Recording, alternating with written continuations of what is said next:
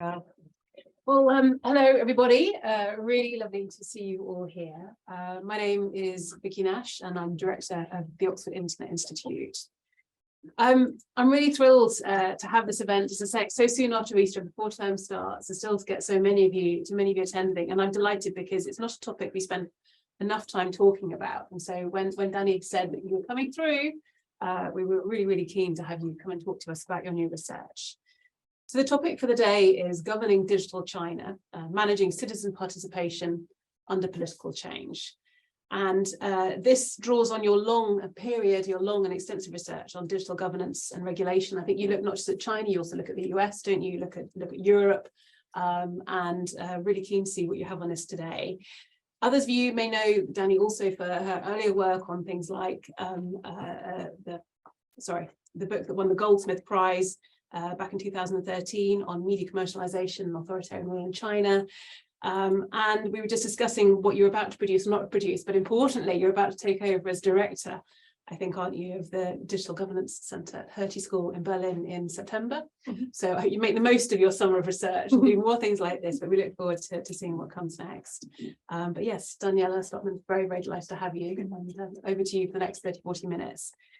Those of you who are in the room and watching online, just so as you know how this will run, after Danny has spoken, if you can sort of hold on to your questions, please, those of you who are in the room, we'll make sure that we leave about 15-20 minutes at the end for you to ask your questions, so be able to put your hand up and ask. If anyone is joining us online and wants to ask the question, it'll be the usual practice. Please type your questions into the Q&A box, and we will take those, ideally sort of interspersed with those in the room. Everybody should know, obviously, that those of you who are in the room be aware that you are being recorded, and this will be posted on the website after the event. I think that's everything. Any logistical questions or anything I've missed? Wonderful. In that case, Danny, over to you for your presentation. Thank you very much. Thank you, Vicky, for your very nice introduction, and thanks for everybody for coming out. I heard that currently you're still officially on vacation and you will start classes only on Monday. So I especially appreciate you spending your free time talking about digital governance in China, which is, of course, one of the topics that is very close to my heart. So Vicky already mentioned that more recently I moved on towards looking at digital governance also in the EU, but in my previous life, I have been working on Chinese media, politics, and also the internet for over 20 years now. So I started as a China scholar, and I'm a political scientist by training. And so this book has grown out of this starting grant by the European Research Council. And with the help of Joss Wright, I was able to design it in a very ethical manner, hopefully. And many other professors here at the OII have also contributed to my thoughts on this. So, today I will be presenting the main argument that Ting Luo, who is my co-author, and she's based in Manchester, and we are making in a forthcoming book coming out with Cambridge University Press. Our manuscript is due in August. So, so any questions, feedback, and suggestions are very welcome at this point. So the book starts out with, I would like to show you, but it's not moving, unfortunately. Opening with a puzzle about the challenges that social media are increasingly perceived to pose on political stability of political systems. So starting maybe with the American presidential elections in 2016, but then also as was very visible during Brexit as well, social media have been also in democracies increasingly perceived to create distrust in the political system, create false information, and lots of protests that also challenge liberal democracies. And so increasingly, the policy discourse on social media governance is moving towards regulation. And we can see that even Mark Zuckerberg nowadays calls to be regulated. So underlying this discussion is this research question about what Phil Howard, who unfortunately I know cannot be here today, termed the digital dilemma. And the digital dilemma refers to the challenge of, on the one hand, relying on the internet, digital technologies to foster economic growth and development, but then on the other hand, to also deal with the challenges of it that it poses towards political stability. So the core question of our book is, how do you reap the economic benefits of digital transformation while also maintaining stability? And we know different countries have different answers to this question. I was very curious to hear more from Vicky about the UK white paper. And today I'm going to tell you my answer of what I see about how China addresses this challenge. And so usually when we talk about China, there are sort of two tales that are being taught or told in the press, but also in scholarship about China. So on the one hand, you see the development of the Chinese internet users, which of course, as China being the most populated country in the world, have increased over time. And you also see that over time, Chinese digital innovation has moved away from just being copycats. This is the Sina Weibo, which is a copycat of Twitter, towards actually being truly, I would say, truly innovative and creating totally new digital platforms such as WeChat here, or this is the logo of Sesame Credit, which I will be talking about in more detail today. So one story is about the success of the Chinese platform economy, but the other tale has to do with these appointments here of political leaders and a move away sort of already under Hu Jintao of a digital governance system that was considered to be very strongly controlled, very much relying on censorship and coercive strategies. And then under Xi Jinping in 2013, these coercive strategies are perceived to have also increased. And these two tales do not go well together. Because on the one hand, you have increasing control, but then on the other hand, you also need a certain degree of liberalization to foster this growing digital economy. And so how does this all work? I will be talking here about the sort of the Chinese model, which in my view also has broader implications for the discussion about how to do with social media in the US, but also in Europe. The UK, I'm sorry, should also be on on this side, I suppose. But you know, in the European Union, in Brussels, at least, when they designed the Digital Services Act, the Digital Market Act, thoughts about how this Chinese model works actually influenced the policy discourse. And so today I'm going to talk about three things. I talk about responsive authoritarianism, which poses the analytical framework for the book. I briefly talk about research design, and then I'm going to give you an empirical example from the social credit system.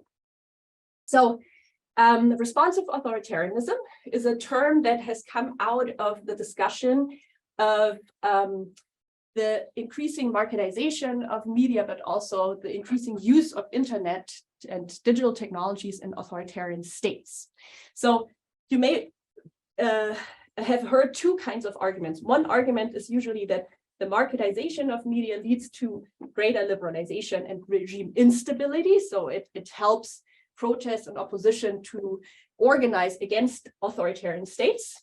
Or you hear a different story, which means authoritarian rulers can also make use of market forces in order to improve control and regime instability.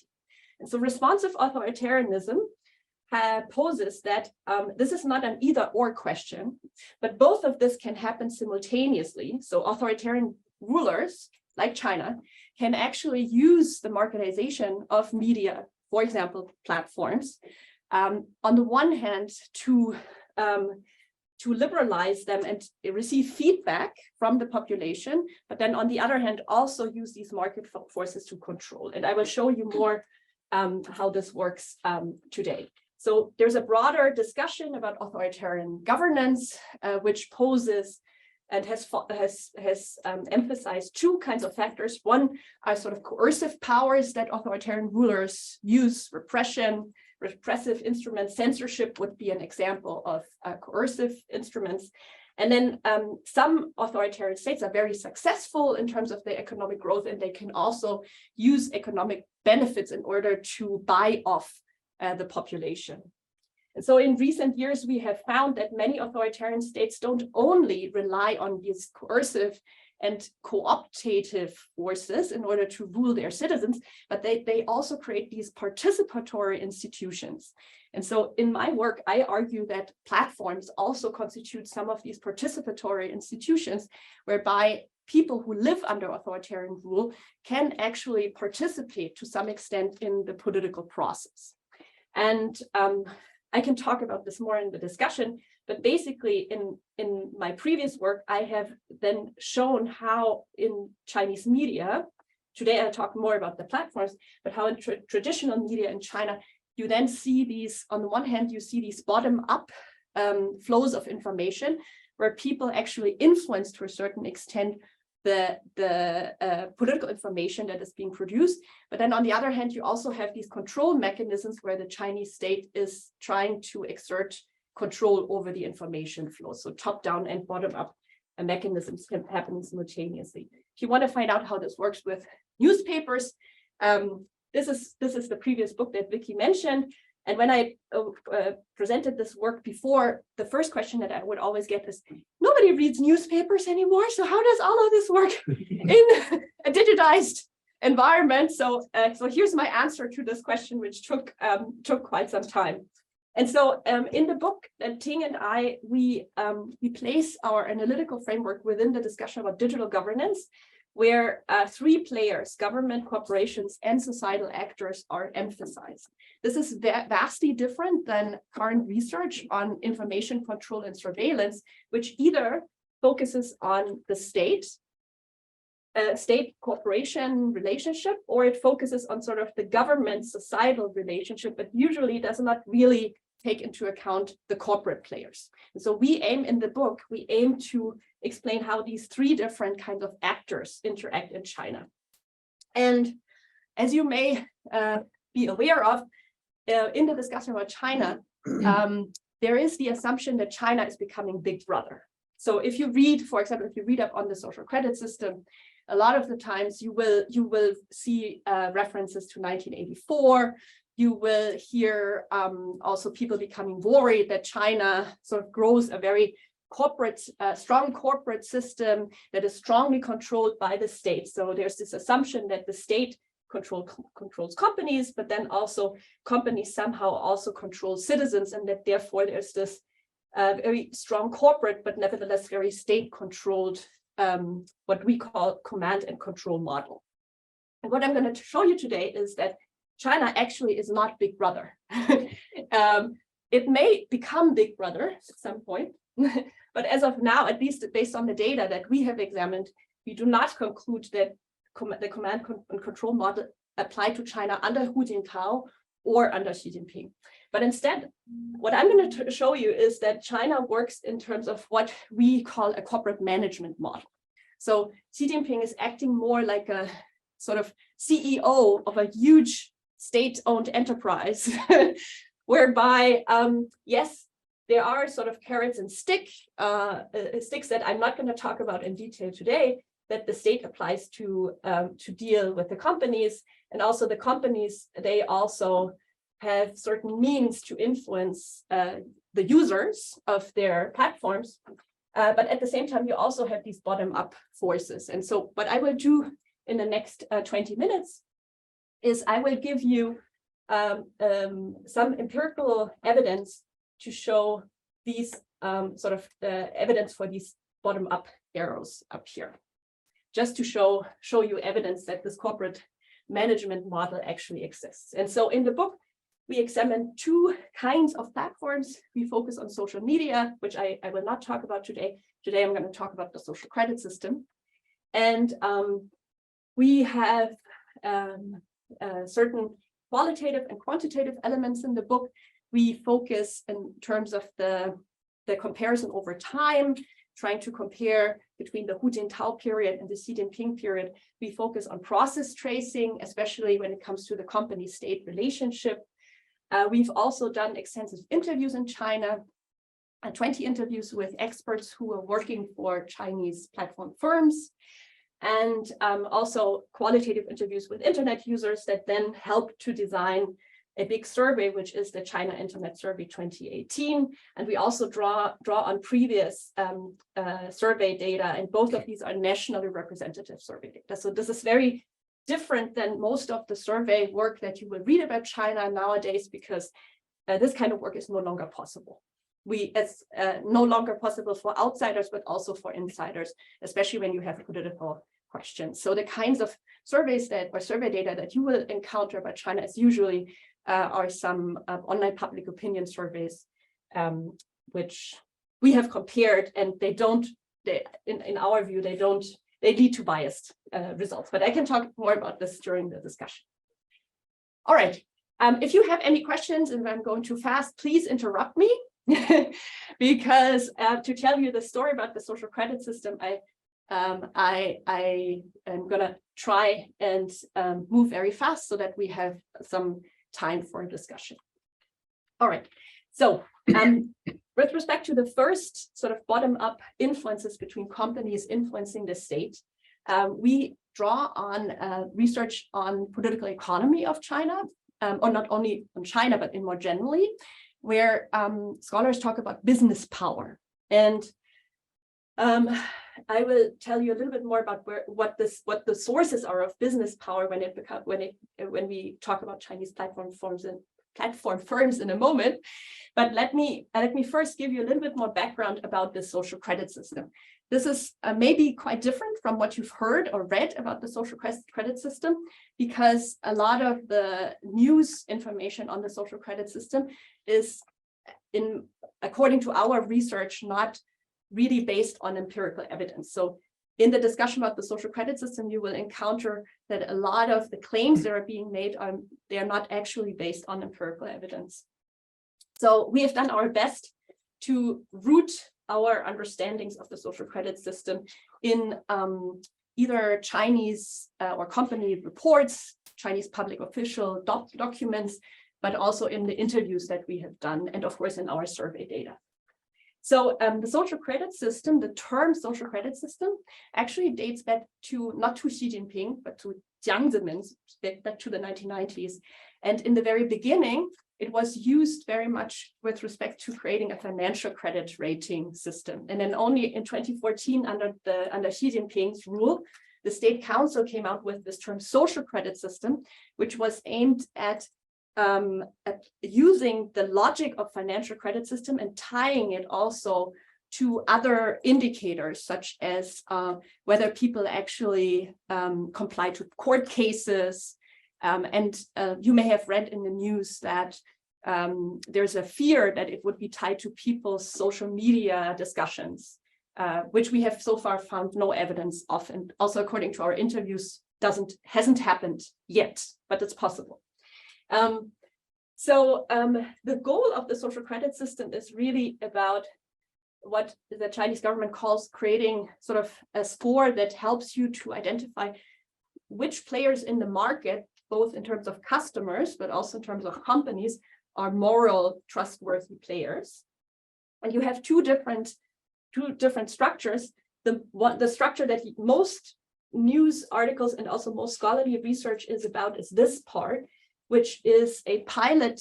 These are 43 different pilots by local governments that are often also related to, or linked to what's called the red lists and the black lists. So you may have heard that in China now, not all local governments, but these 43 different pilot local governments, they have red lists and black lists, and red actually means positive. You have so you're highly trustworthy. If you're blacklisted, you are less trustworthy.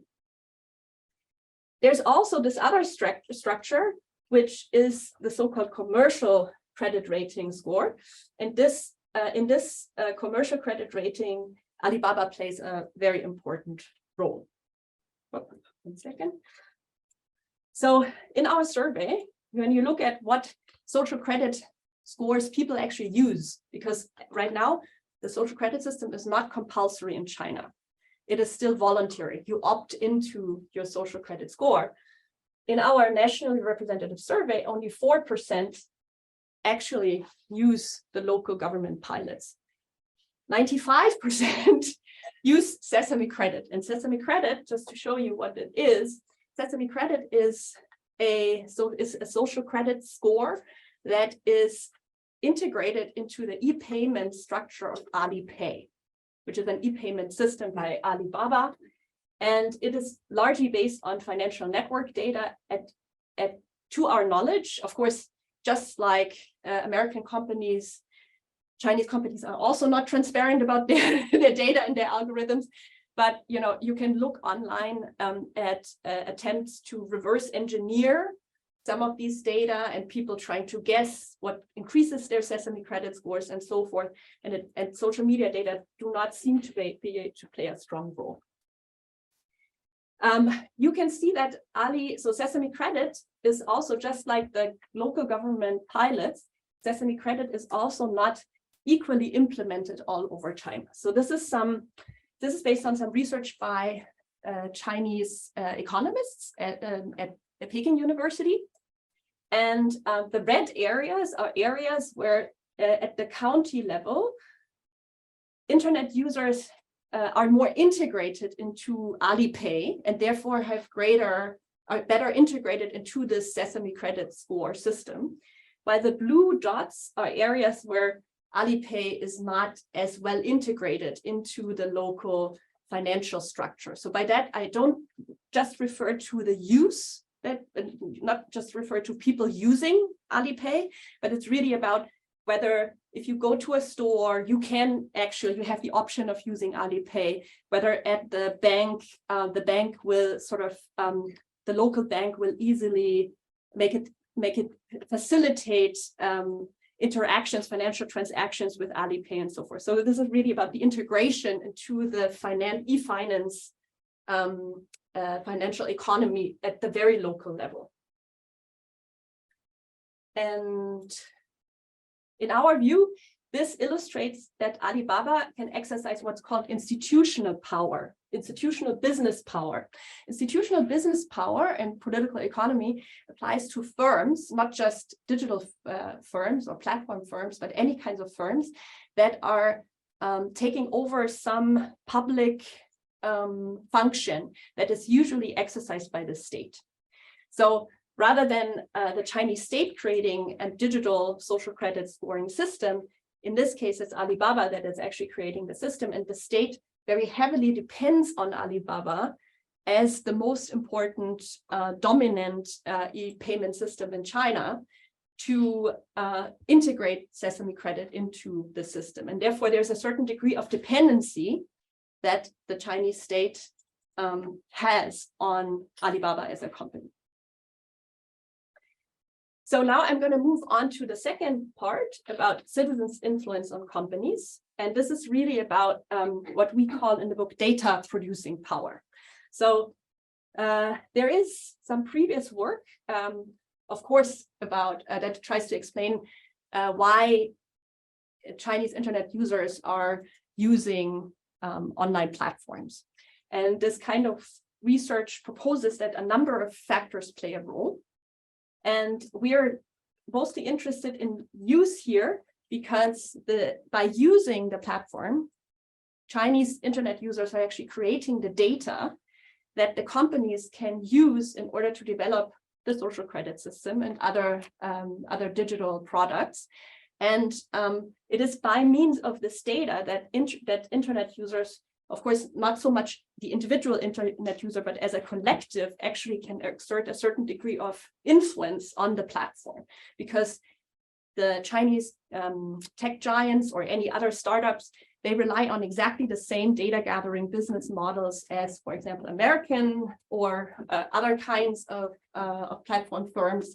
And as a result, these companies have an incentive to increase the number of active users on their platforms or to reach out to certain kinds of users. So there are a number of factors that would help us to understand why people in China are actually using the social credit system, especially since it is also or may also be used for political purposes, right?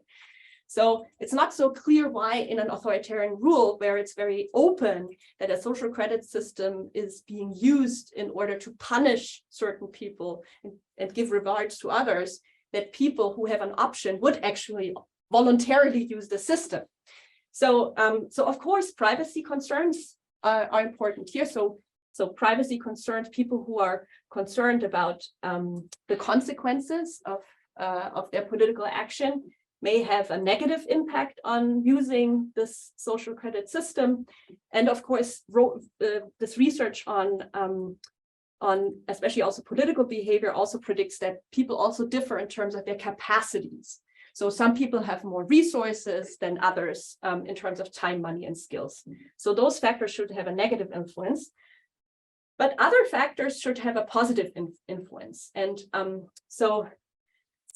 one of the most important factors that I will talk about today will be this part, the motivation that is offered, which by the very fact that the social credit system by Sesame Credit is integrated into this e-payment system, it is framed as a financial tool.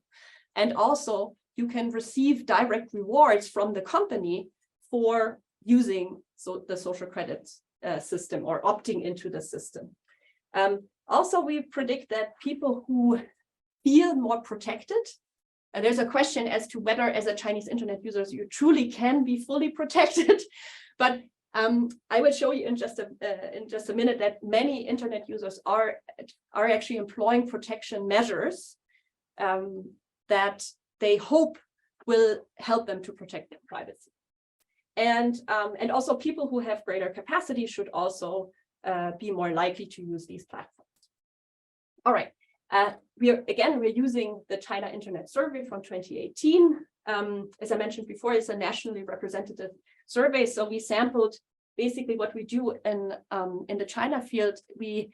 Because China has a very large percentage of migrant workers that are not registered. So in order to make sure that the survey is inclusive, you are randomly sampling the geolocation of the respondent. And so we use GPS, what's called GPS random sampling, in order to draw samples, and the response rate is very high. This is for China. This is normal. So it's a 67% response rate, and we went through extensive pre-tests in order to make sure that we phrase, especially the political questions and also the privacy questions, in a way so that people will feel comfortable answering them. I can talk more about this during the discussion. Just very briefly, how do we measure motivation? So we're looking at individual level intensity of using Alipay or also WeChat Pay. This is at the individual level, but then we also use this previous measure that I showed you. This is the integration into Alibaba's e-finance as a measure of the ability of an individual to reap the benefits of the local e-finance economy. So this is a community level or county level measure that we're using. In terms of privacy concerns, we use some sort of internet language that Chinese internet users are using frequently to refer to the fear of somebody knocking at your door and trying to check your water meter, or being worried about being reported. We call this is a dummy variable. And then in terms of privacy behavior, we have people changing their privacy settings on their phones, blocking others from seeing some published posts, blocking someone on social media, or deleting or editing content that has already been published. And I'm not going to bore you with the whole regression results, but you can see that definitely privacy does matter, but it doesn't matter as strongly as you would predict. So if you think this is a very authoritarian, strongly, tightly controlled state, you would predict that privacy really has a very strong negative influence. And it does have a strong negative influence, but it's not statistically significant. And people who protect themselves online or feel more secure online, there's a positive relationship with using the social credit system. But none of these factors are as important as this part, which is the financial motivation behind the social credit score. Here you have the relationship between using WePay or Alipay more intensely for financial activities. It moves. This is the likelihood. It moves you from having almost like maybe a 2% likelihood towards being, I don't know, almost 50% likely to use the social credit system. And this is the integration here at the county level. And you can also see that this is a very, very strong relationship. So what I've showed you so far has been that Alibaba as a company, the Chinese state is relying very strongly on Alibaba as a company, and therefore has a certain degree of dependency on Alibaba. Therefore, we call this a partnership between, of course, not all the platform firms in China, but certain insiders. So we call Alibaba an insider. And we also have shown you that people are very attracted of the financial rewards of the social credit system. And this financial reward motivates them to actually participate in creating data that can then be used in order to develop and improve the product. So very briefly, I just want to show you how does all of this relate to political stability. In the survey, we also have a variable where we ask people about their support for this social credit system, given their experiences. And I'm going to show you how, depending on whether people use the social credit system, how their opinion of who should actually manage the social credit system changes. And so this question asked, the building of the social credit system involves different organizations. In general, which of the following organization would you trust the most to manage the social credit system? And then we have different options and we combine them into different categories. One category is for representing the state. So this includes the central government, but also the local governments. And then we have another category which refers to what we call the partnership. So when people select companies or they select some sort of combination between companies and the state. And we also, because we are aware of this problem, that it's an authoritarian state, people may not actually want to give their opinion on this topic. We also don't know or refuse to answer a separate category in our model. And this is the last figure I'm going to show you, which shows here on the right side, you can see what happens when you don't use the social credit system. But depending on where you live, just living in an area where Alibaba is more part of the e-finance or more integrated into the local economy, you can already see that just by living in this area, you become more likely to actually be part of the government as opposed to companies. And this graph here shows you what the difference is between not using and individually using the social credit system. You can see that at lower levels of integration, using the social credit system actually has this positive effect. All right, so I think we have about 25 minutes left for the discussion. I showed you a lot of data. I'm sure you have lots of questions. I appreciate your input and thank you very much for your attention.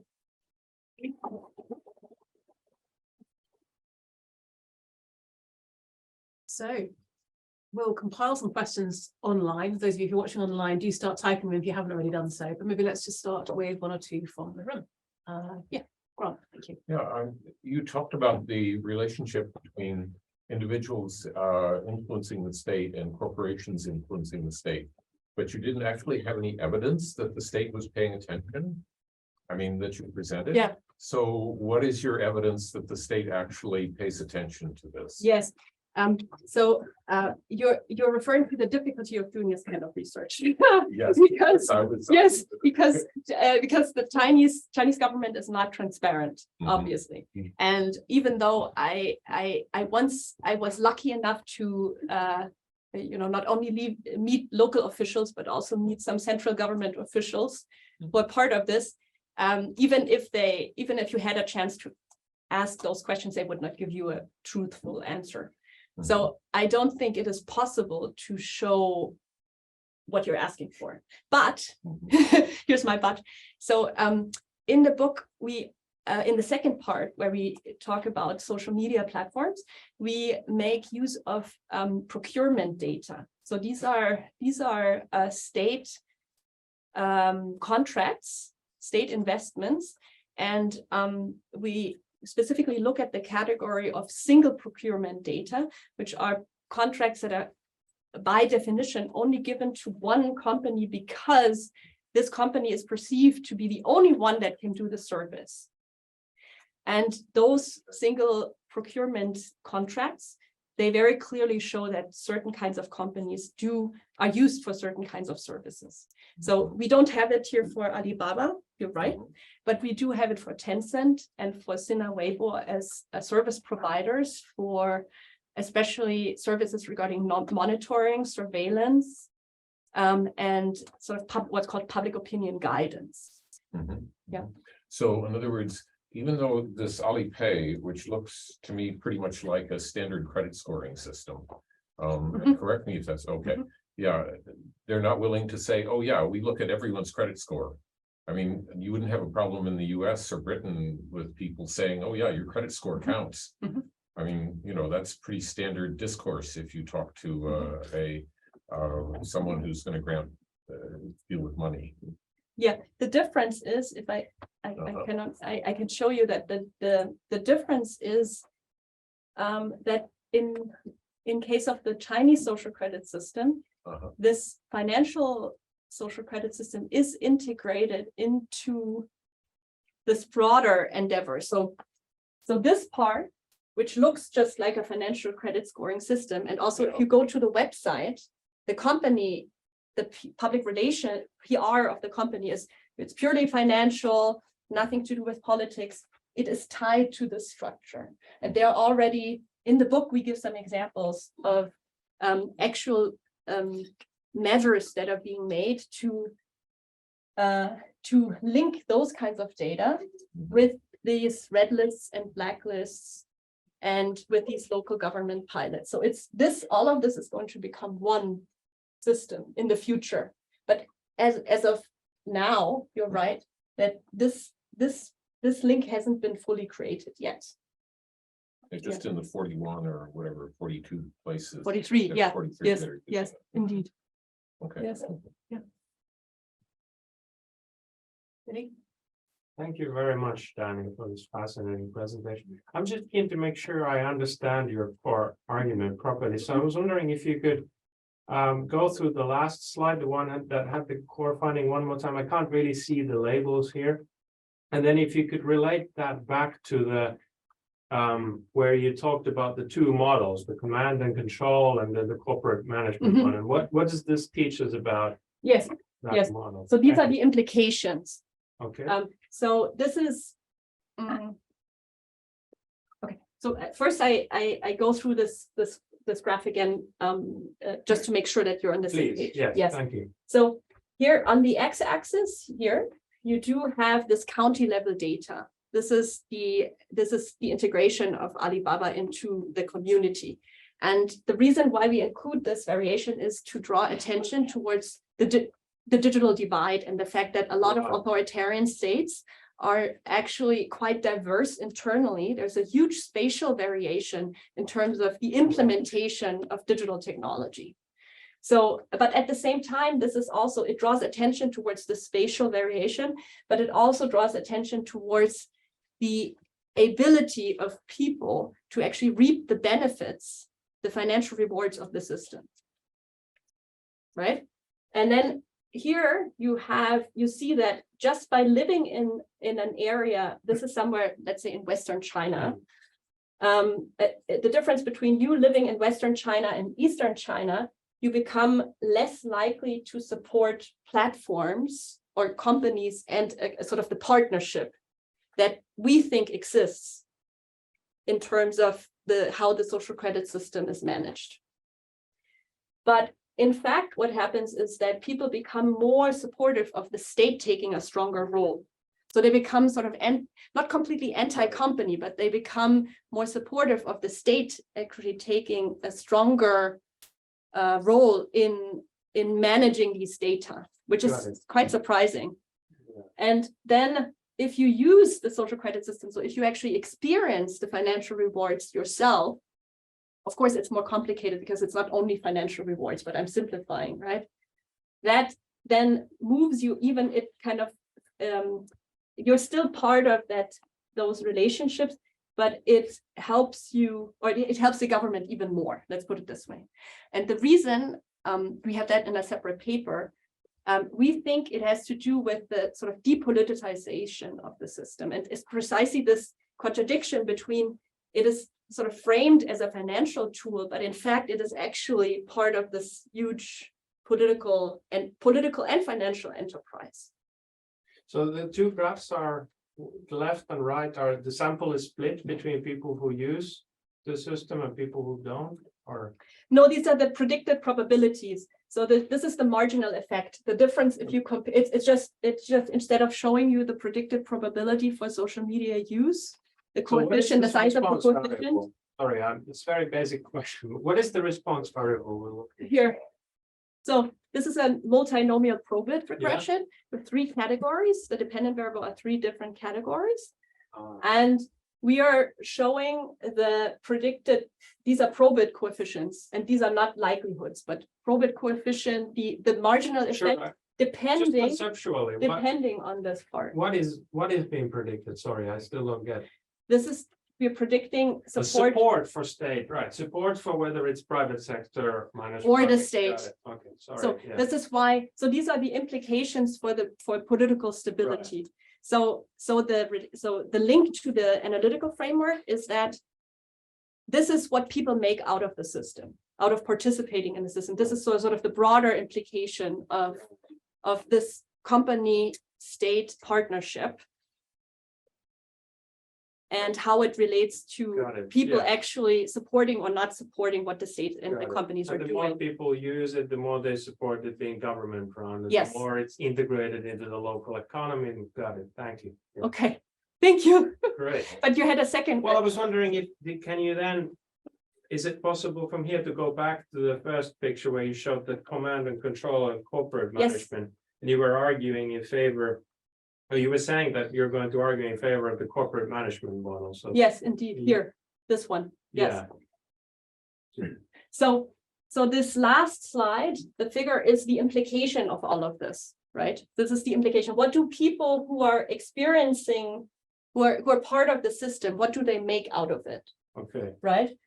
And since the system doesn't work like this, we don't know how it would play out. Okay, sure. Right? And so the last slide wasn't actually evidence in favor of. No, it was the implication. Okay, It's sort of like this. Could you maybe highlight what was the main evidence in favor of this model against the command and control? Yes. Model? So there's more obviously in the book. I'm just giving you sort of course, some kind of appetizers. So I think the strongest evidence we have is here. This is the institutional business power. And this shows that the policy implementation of the social credit system, which 95% of people use this of social credit system users are using Alipay or Sesame Credit. And the policy implementation is quite varied in China still, because you do have a choice. So citizens, to a certain extent, they have the choice of opting out, but nevertheless, they rely, or the state relies very strongly on this one company. It creates a very strong dependence. And of course, we have some, there are some, when you follow the development of the social credit system, when you do process tracing, you can find that Jack Ma is being invited to give talks.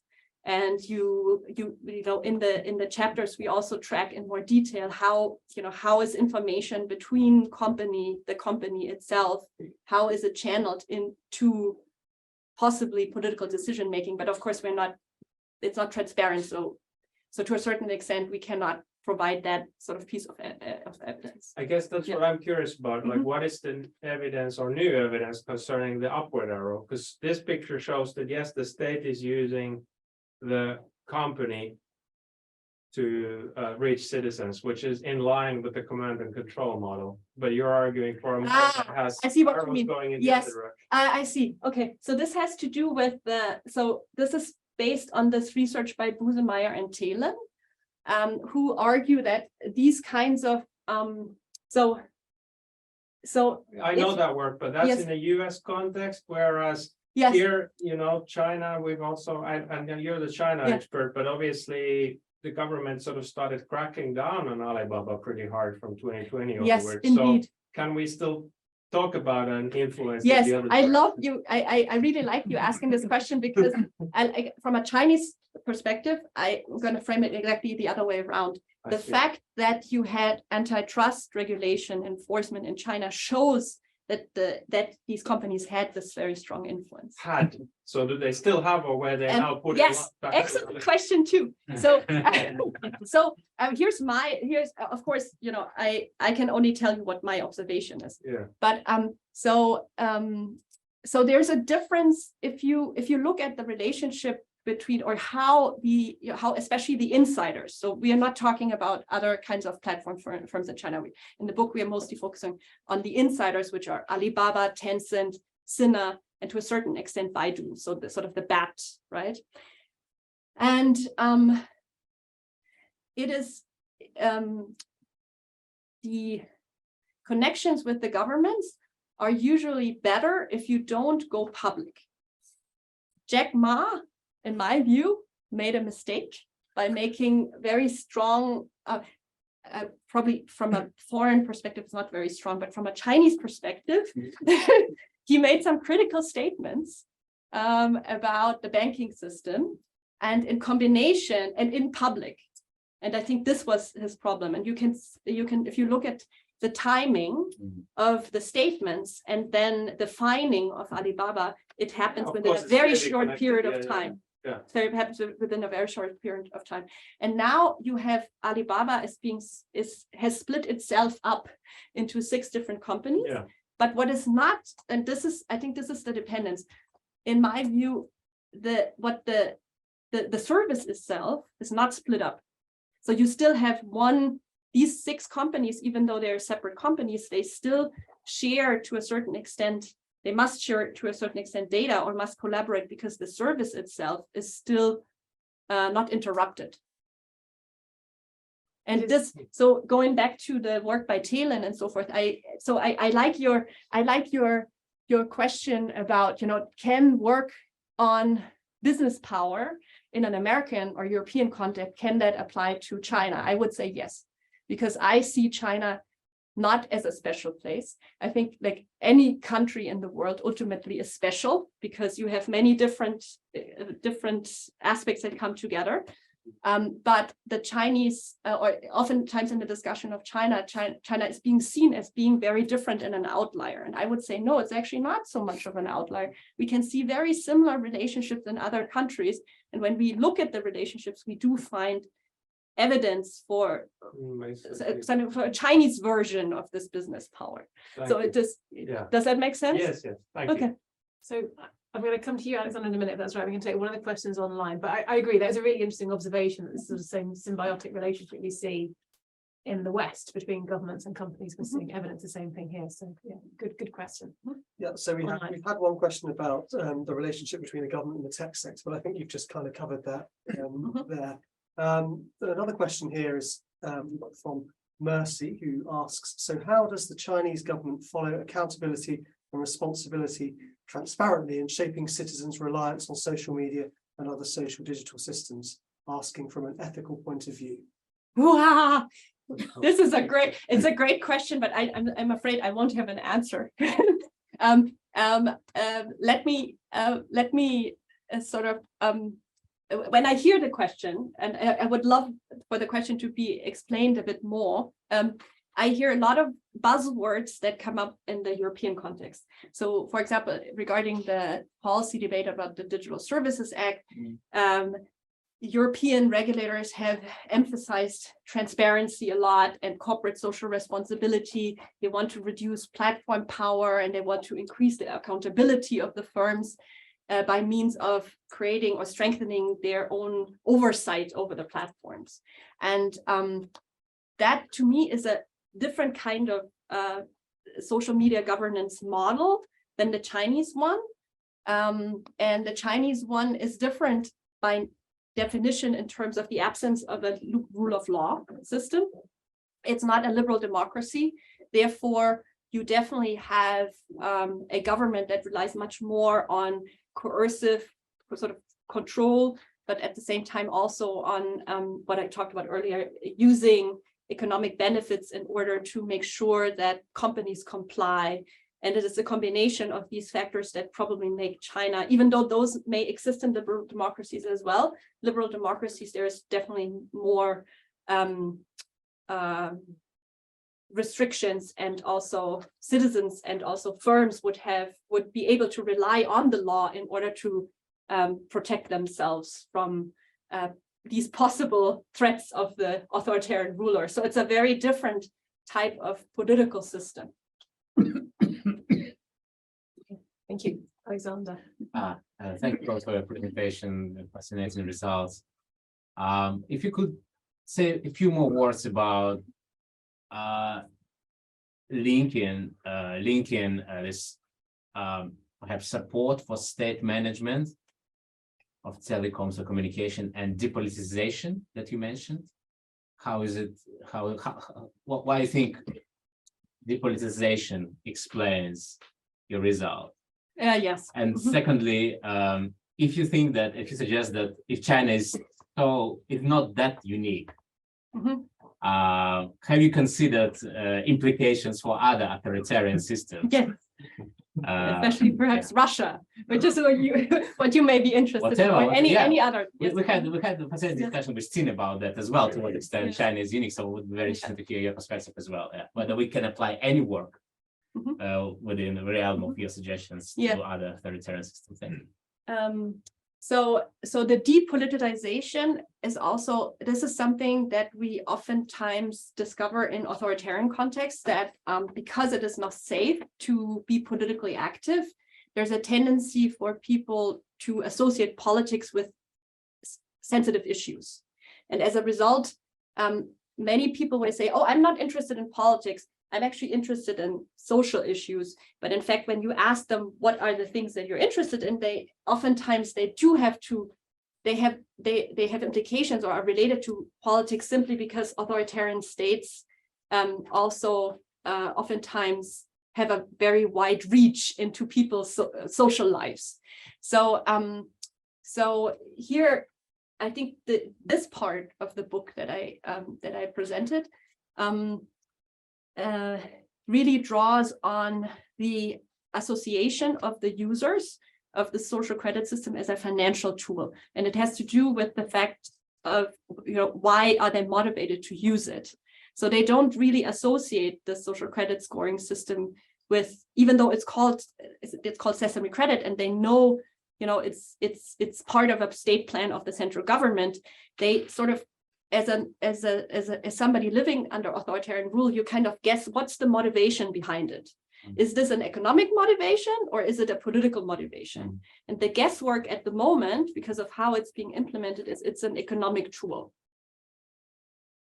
And therefore it is depoliticized, which facilitates people's participation into it. Whether it will remain a financial tool primarily, I doubt it, because if you look at what is actually happening, the preconditions are being created for this financial system to be integrated into these government pilots. So I think it will become, eventually it will become one structure, but we don't know yet when and exactly how it's going to look like. Crucial question is whether people realize that it might become exactly. So yes. Do they realize in Europe? Yes. And so, for example, it would be fantastic if we could study this again now, because under COVID, the social credit system has been used for political purposes in order to blacklist or redlist people depending on whether they complied to COVID. So it is possible that since these data were conducted in 2018 and now there has been more of a realization, and that probably this has shifted. And what you would learn from these relationships would be that privacy concerns become more important, and that actually people move out of the system. But it creates a problem for both the companies and the state, because they need to rely on these volunteering of data in order to move forward to the product. Your second question was about what does all of this mean for other authoritarian states? And so I guess I have two answers for it. So first of all, I have noticed that many authoritarian states are looking at China as a kind of a role model. And even though the Chinese case is very extreme, because you have the Great Chinese Firewall, and you have a lot of factors sort of coming together. So you have these very strong institutions that help to keep information outside and that separate the Chinese internet from the global internet. But you also have a state that is highly successful economically and does have a lot of economic resources to spoil.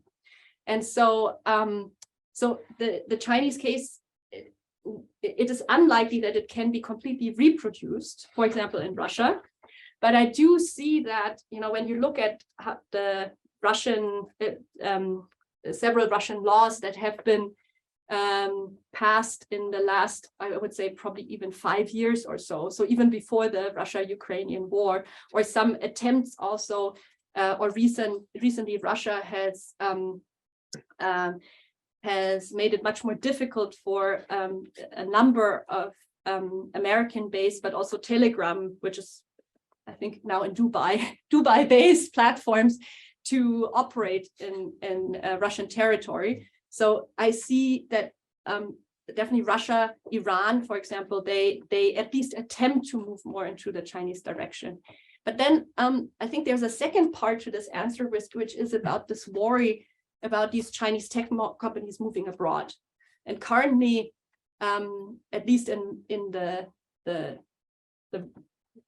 sort of the discussion that I follow, both the scholarly but also the sort of policy discussion on this, there's the assumption that these tech companies are completely controlled by the Chinese state, and therefore, at least European, at least in Germany, some of the Bundestag members, they're very concerned about these platforms operating in Germany or in Europe, and therefore creating greater dependency of European citizens on these platforms, because the assumption is the Chinese state controls them. And so what we're trying to show in the book is that it's too simple to just think about these platforms being completely under the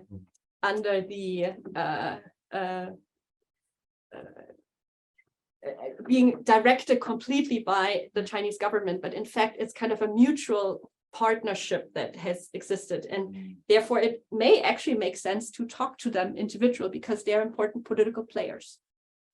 So really generous thank you to Danny. That was such a great talk. Thank you. Thank you.